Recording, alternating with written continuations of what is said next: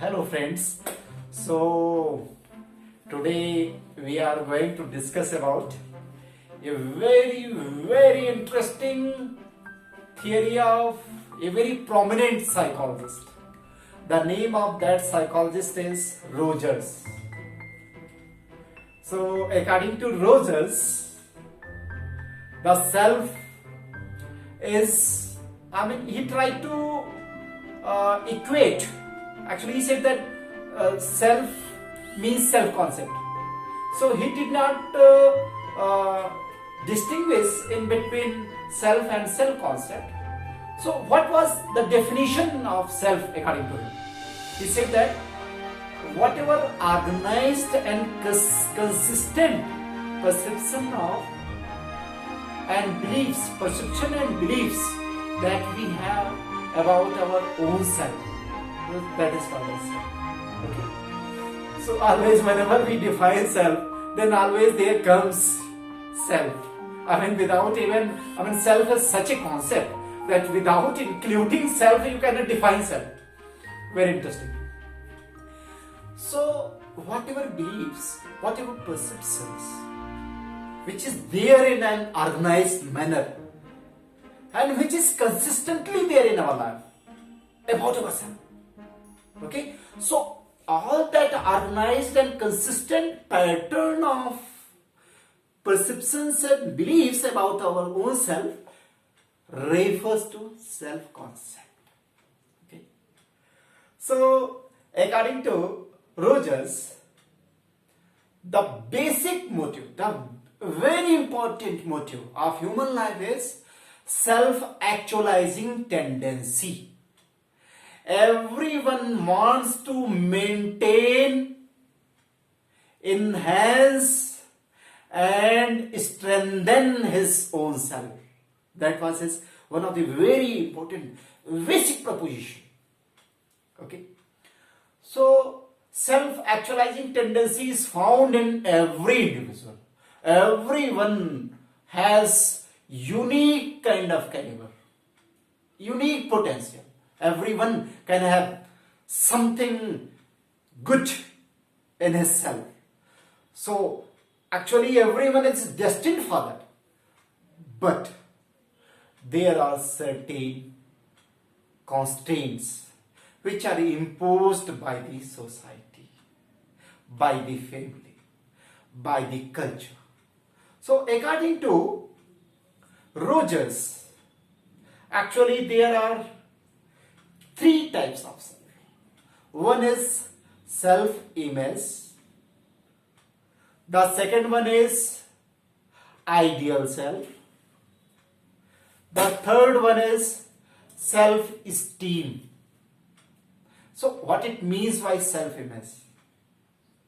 For example, if I talk about myself, then self-image in reference to myself will refer to whatever perception, whatever belief I hold that this kind of trait I do have. This kind of physical attributes that I do have. And in this same way you can say about your own self also. Okay. So self-image for you can be whatever impression, whatever perception, whatever beliefs that you have in terms of traits and physical attributes, that you are this kind of body that you have, you are a very smart guy.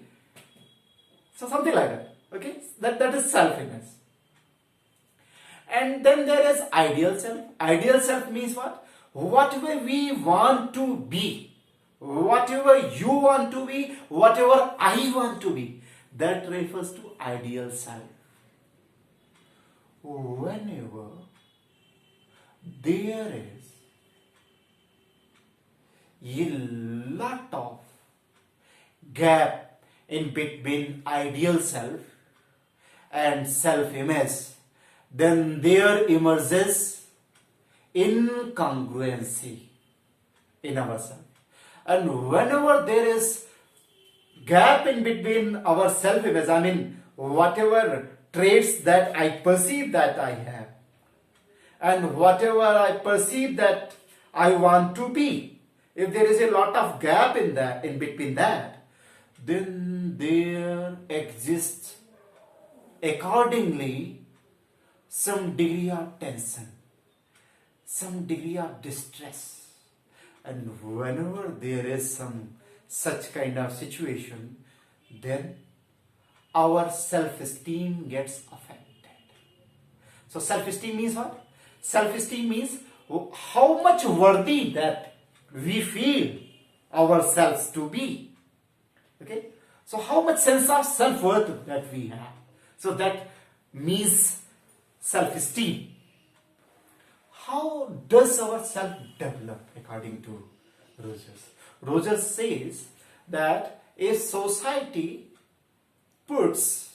imposes a lot of constraints, if parents impose their aspirations on their children, then as a result of that, what will happen?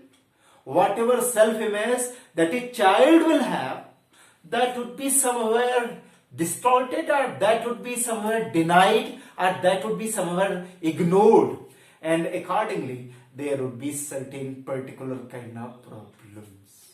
Then such a child may have less level of or low level of self-esteem.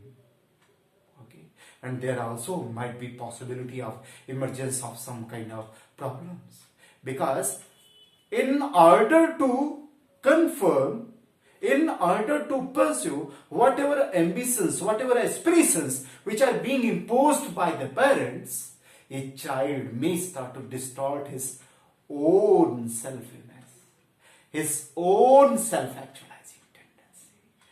And then there can be depression, there can be anxiety, there can be different other kinds of problems.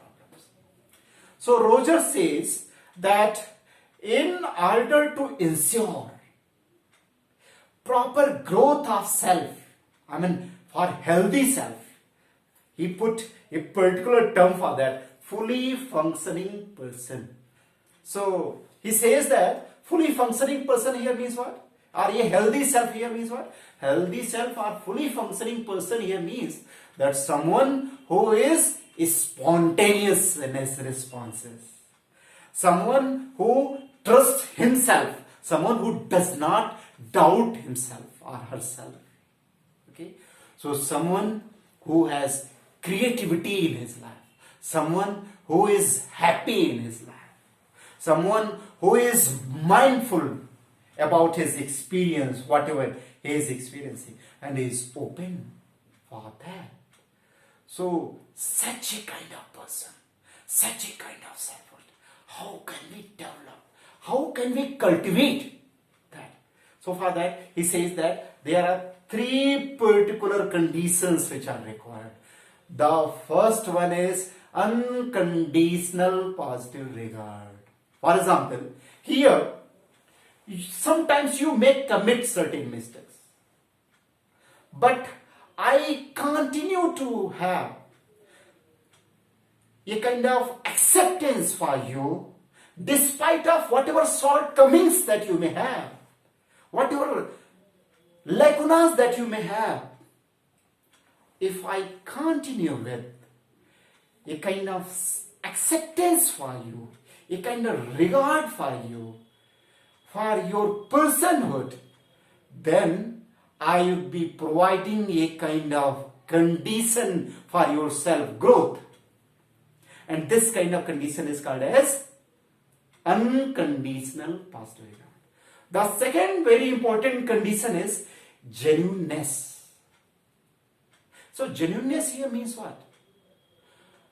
How much authentically, whatever experience that I have, whenever you are in front of me, then whether I am expressing whatever experience that I have, and I do not try to create a kind of false in front of you, I do not try to carry on something behind yourself or behind myself, I do not try to conceal something from you, in such a kind of situation, there is genuineness. I mean, whenever there is a lot of openness, a lot of self-disclosure, whenever I shared some of my own shortcomings with you, then that facilitates a lot of genuineness in between you and myself, whatever relationship that we hold. Then in such a kind of condition also, there would be possibility of